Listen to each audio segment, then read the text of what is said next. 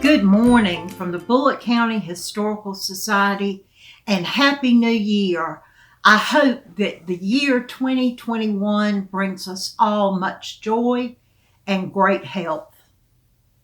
Today's Tidbit is brought to you by corporate members, Statesboro Publishing Company, the Hideway Law Firm, and BCHS Insurers. Absolutely the finest of corporate members. I just love good architecture. In fact, I really should have gone to the North Avenue Trade School, or as we now call it, Georgia Tech. I would have loved to study architecture. Two of my most gratifying projects in my life were designing and then building my home on Savannah Avenue and our farm home in Meadow, Georgia. Statesboro has some wonderful examples of architectural elements that are fun to look for when you're out and about in downtown. Earthquake bolts are found on the Pretorius building on East Main Street, the building next door to our Emma Kelly Theater. The end of an earthquake bolt is secured with a large square washer, and it can be seen on each of the four columns on the second story. After the devastation caused by great earthquakes in San Francisco and Charleston, South Carolina, around the turn of the 20th century, merchants in Statesboro wanted to prevent the same thing from happening in our town. I have 5 bolts that came from Charleston, South Carolina. They were a housewarming present from the late Smith Banks, and they represent the 5-star shack that was built by 5 first cousins in the early 1920s and still remains on our property at 315 Savannah Avenue. I bet you didn't know that we still have one remaining carriage step or carriage stone left in Statesboro. It is near Frontier Communications on Mulberry Street. The definition of a carriage step is a block of stone placed near the edge of the street, usually in line with the front doorway of a home. It served as a stepping stone to help passengers as they climbed in and out of carriages. Bet you're gonna go see where this one is. I have wonderful memories of growing up with the Holland children and spending the night with their grandmother, Mima, at the Holland House on South Main. Mima was the consummate Southern lady and was the organist for many years at the Statesboro Methodist Church. We didn't like to go to the 3rd floor, as that was where Dr. Holland had his office in the late 1800s. We were scared to go up there. This house is a wonderful example of Queen Anne-style architecture. It has Statesboro's finest witch's cap. A witch's cap has a roof line in the shape of an inverted cone, usually on top of a cylindrical structure. It's just so Victorian in nature.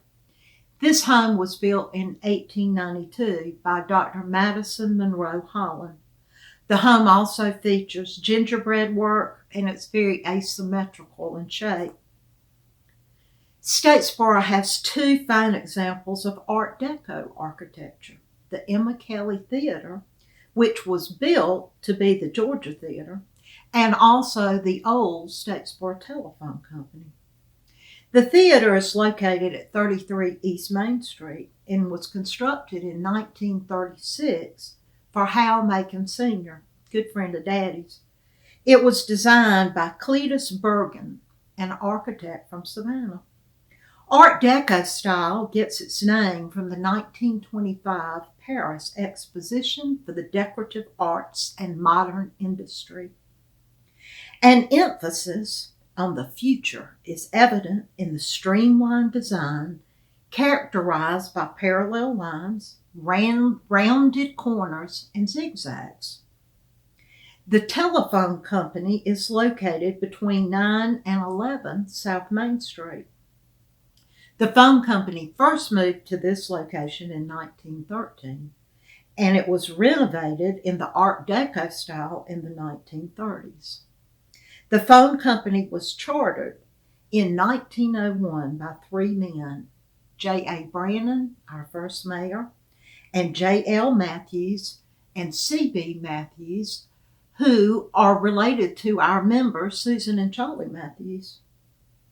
I bet you didn't know that Sears and Roebuck sold house kits. Yes, you could order your house from the wonderful magazine that sold just about everything. We have a mail order house right here on Savannah Avenue. Here's a picture of it. Sears sold 70,000 of these homes between 1908 and 1940. The kit was shipped via railroad boxcars and included most of the materials needed to build the house. I've always wondered why Sears got into the business of building houses, so I did a little bit of research for all of us. In 1906, Frank Cushel, a Sears manager, was given responsibility for the catalog company's unprofitable building materials department. There was excess inventory of lumber and such in the warehouses. He suggested to Richard Sears that the company assemble kits of all the parts needed and sell entire houses through mail order. The first catalog featured 44 house styles, ranging in price from $360 to $2,890. Sears had a wonderful advantage, as their mail order catalogs were already in millions of homes in America.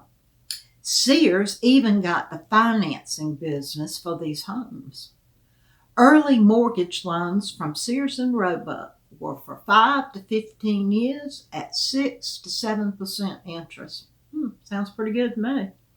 Sales peaked in 1929, just before the Great Depression. The Depression led to payment defaults, and by 1934, Sears had stopped offering the mortgages. By 1940, this wonderful product was no more. Bill and I have somewhat of something very rare in Bullitt County. We have what we think is the last WPA outhouse built in Bullitt County. President Franklin D. Roosevelt established the Works Progress Administration in 1933 to help save our country. Its purpose was to put the unemployed to work. One of the projects was upgrading rural sanitation by building or replacing outdoor toilets. The WPA provided a concrete foundation. These buildings are readily recognized due to standardized plans. They were 4 foot 3 inch by, you guessed it, 4 foot 3 inches square. The height of the building was 7 foot 6 inches in the front and 6 foot 4 inches in the back. Labor was free to the homeowner. It was paid by the government, but materials cost you a whopping $17. It took a 3-man WPA team 20 hours to build one outhouse. My grandparents' home was built in the early 1920s, and it has 2 indoor toilets.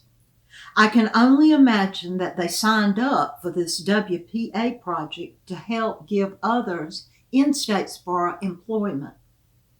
This is just a tiny example of our wonderful architecture in Statesboro. Stay tuned for more. Thanks so much. Bye.